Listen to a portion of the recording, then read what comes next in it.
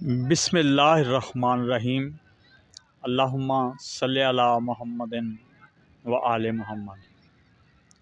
अस्सलाम वालेकुम दोस्तों, कैसे हो? ठीक हो?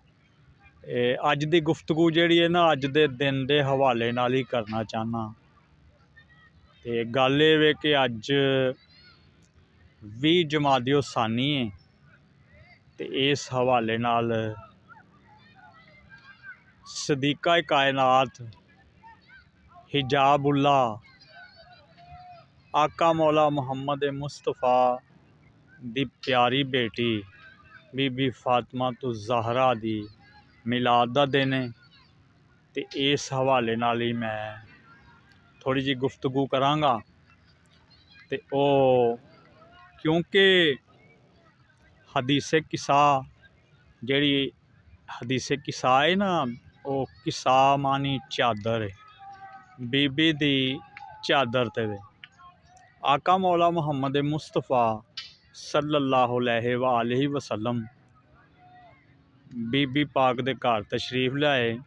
घर एक ही सी, वो एक ही हुजरा जिहड़ा वे ना, मस्जिद दे विच जिहड़ा दरवाज़ा खुलदा सी, वो दरवाज़ा बीबी पाक दा सी। ते सरकार तशरीफ लियाए, ते उन्हां आउंदियां ही सलामती भेजी। ते बीबी पाक ने भी सलाम किया। उन्हां आया ततहीर दी तिलावत की।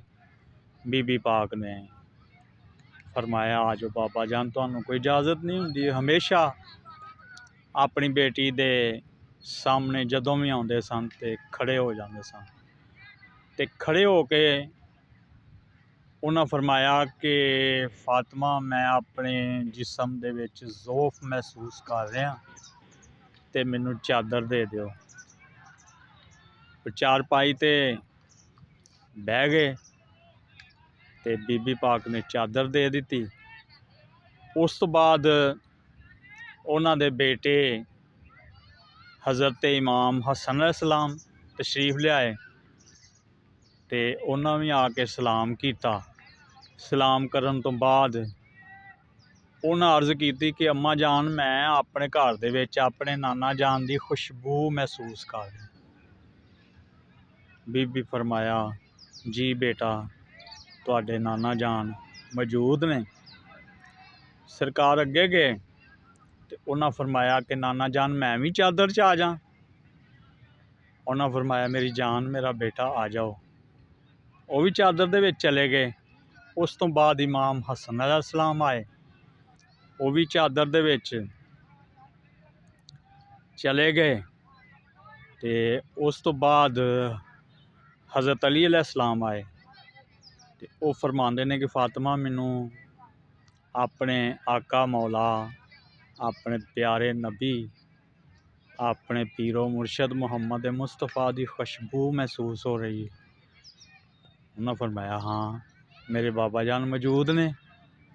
वो भी करीब गए, तो उन्हें इजाज़त लई, ते वो भी चादर दे विच जदों चार चादर दे विच हो गए, ते आका मौला मुहम्मद मुस्तफ़ा सल्लल्लाहु अलैहि वसल्लम ने फरमाया कि बेटी, तुसी भी आ जाओ, ताकि जिहड़ी गल अल्लाह तुहाडी शान च नाज़ल करना चाहता है, वो नाज़ल कर दवे। बीबी पाक भी जदों चादर दे अंदर आए, ते फिर आया ततहीर।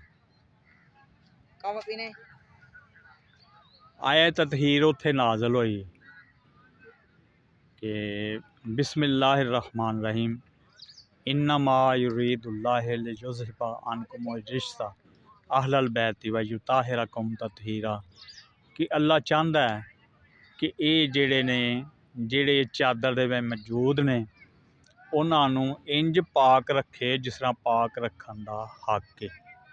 नबी पाक सल्लल्लाहु अलैहि वसल्लम ने दुआ फरमाई कि या अल्लाह, एहो ही मेरे अहले बैत ने, ते इन्हां ते अपनियां हमेशा जेड़ा रहमतां बरकतां दा साया फरमा। ते दोस्तों, उत्थे ਜਬਰੀਲ ਚूँकि ਇਹ ਐਤ ਲੈ ਕੇ ਨਾਜ਼ਲ ਹੋਏ ਸਨ ਤੇ ਉਹਨਾਂ ਪੁੱਛਿਆ ਅੱਲਾਹ ਪਾਕ ਕੋਲੋਂ ਕਿ ਯਾ ਅੱਲਾਹ ਇਹ ਕੌਣ ਲੋਕ ਨੇ, ਕੀ ਇਹਨਾਂ ਦਾ ਤਾਰਫ ਹੈ। ਅੱਲਾਹ फरमाया कि एक मेरी कनीज़ फातिमा है, एक ਉਹਦੇ ਬਾਬਾ ਮੁਹੰਮਦ ਮੁਸਤਫਾ ਨੇ, ਇੱਕ ਉਹਦੇ ਸ਼ੌਹਰ ਅਲੀ ਮੁਰਤਜ਼ਾ ਨੇ ਤੇ ਦੋ ਉਹਦੇ ਬੇਟੇ ਨੇ। ਤੇ ਇਹੋ ਹੀ ਪੰਜਤਨ ਪਾਕ ਨੇ। ਪੰਜਤਨ ਪਾਕ ਇਹੋ ਹੀ ਨੇ।